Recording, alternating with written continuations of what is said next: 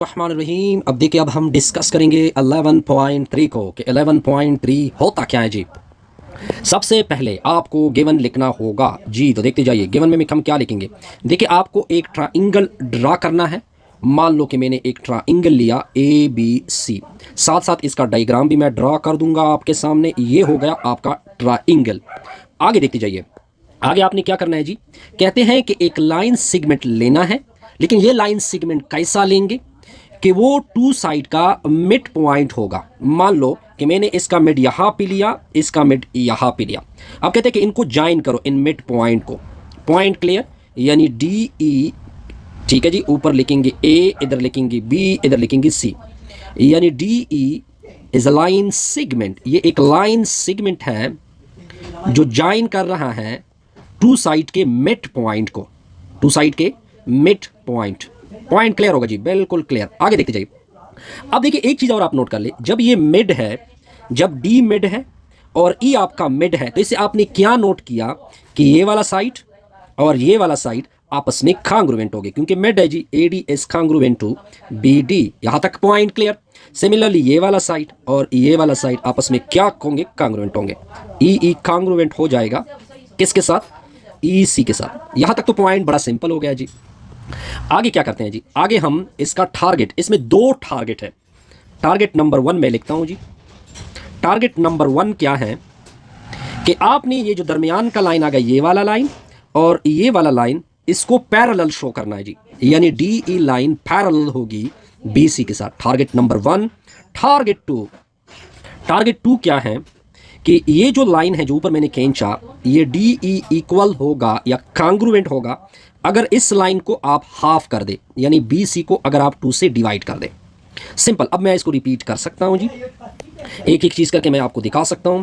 आपने एक ट्राइंगल लेना था, फिर आपने मिड पॉइंट लेने थे उस ट्राइंगल के, फिर उस मिड पॉइंट को ज्वाइन करना था, फिर आपने ये शो करना है कि जो क्या आ गया, जो लाइन आ गया वो पैरेलल भी है, वो पैरेलल भी है और half of the length of the third side, third side जो नीचे साइड है उसकी बात हो रही है जी।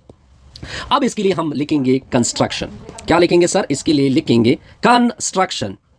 अब मैं इसके लिए लिख देता हूं कंस्ट्रक्शन।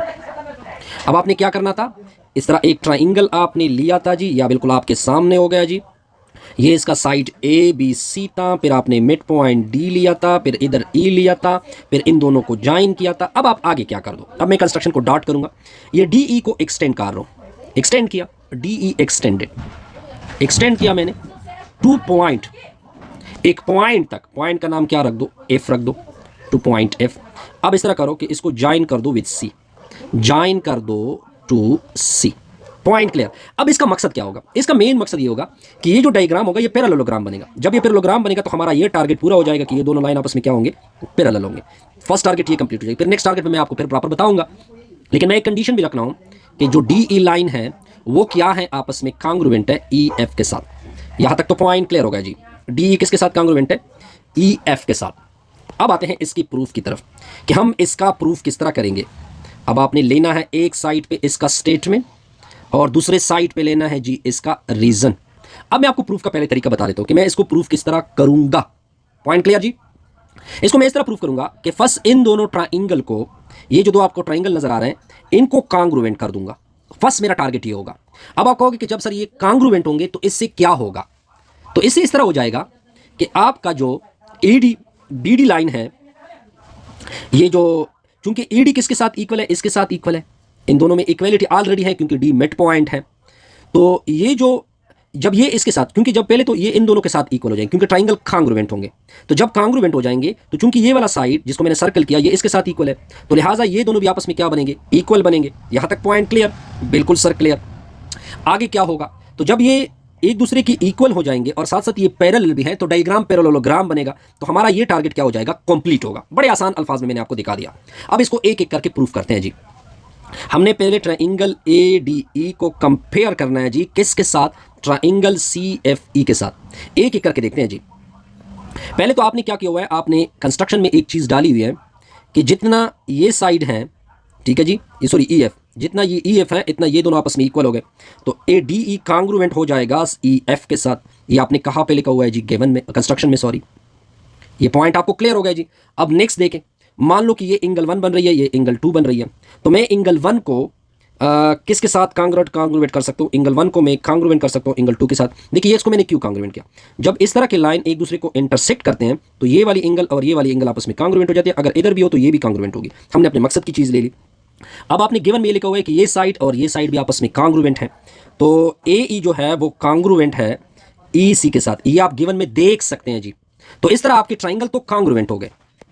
ये जो आपके ट्राइंगल हो गए ए डी ई कांग्रुएंट हो गया जी। ट्राइंगल किसके साथ?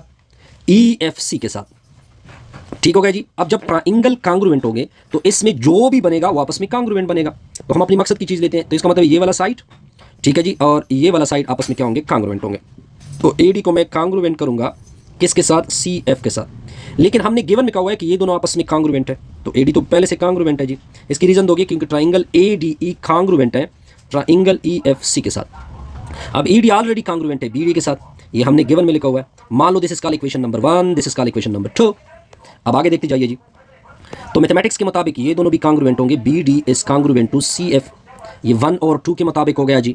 अब आगे क्या होगा? जब ये कांग्रुएंट है तो ये पैरेलल भी होंगे, ठीक है जी। कांग्रुएंट है तो पैरेलल होंगे। तो इसका मतलब ये बना कि ये जो डायग्राम बना, जिसको मैं अगर शीट कर दूं, ये आपका जो डायग्राम बना ये पैरेललोग्राम बना। क्या बना जी? पैरेललोग्राम। यानी डी और क्या क्या है जी? डी मैं लिख सकता हूं B C F D as a parallelogram. ठीक हो गया जी, पैरेललोग्राम। जब ये पैरेललोग्राम होगा तो इसके अपोजिट साइड क्या होंगे? पैरेलल होंगे। तो हम इस तरह लिख सकते हैं कि ये जो साइड है और ये जो साइड है ये एक दूसरे के पैरेलल हो जाएंगे। तो हमारा फर्स्ट टारगेट तो कंप्लीट हो गया जी कि डी ई जो है वो पैरेलल होगा किसके साथ? बी सी के साथ। ये आपने फर्स्ट टारगेट को प्रूव किया। अब आते हैं नेक्स्ट टारगेट की तरफ। किसकी तरफ जाते हैं? नेक्स्ट टारगेट की तरफ। अब ये चूंकि पैरेललोग्राम है, ये चूंकि पैरेललोग्राम है तो बी सी जो है वो किसके साथ कांग्रुएंट हो जाएगा? एफ डी के साथ कांग्रुएंट होगा। ये आपने क्यों लिखा? क्योंकि जो आपने डिस्कस किया हुआ है कि ये पैरेललोग्राम है जी, तो पैरेललोग्राम के तो अपोजिट साइड कांग्रुएंट भी होते हैं, पैरेलल भी होते हैं। यहां तक पॉइंट आपके सामने बिल्कुल दुरुस्त आएगा। अब आगे देखते जाइए, आगे क्या होगा सर? आगे इस तरह होगा। अब हम प्रॉपर अपने टारगेट की तरफ ऑलमोस्ट पहुंच गए जी। एफ डी अड़ी। अब अगर आप इसको देखें, ये इन दोनों को ऐड कर दोगे, यानी ये वाला सेगमेंट और ये वाला सेगमेंट अगर ऐड किया जाए तो पूरा एफ डी आता है।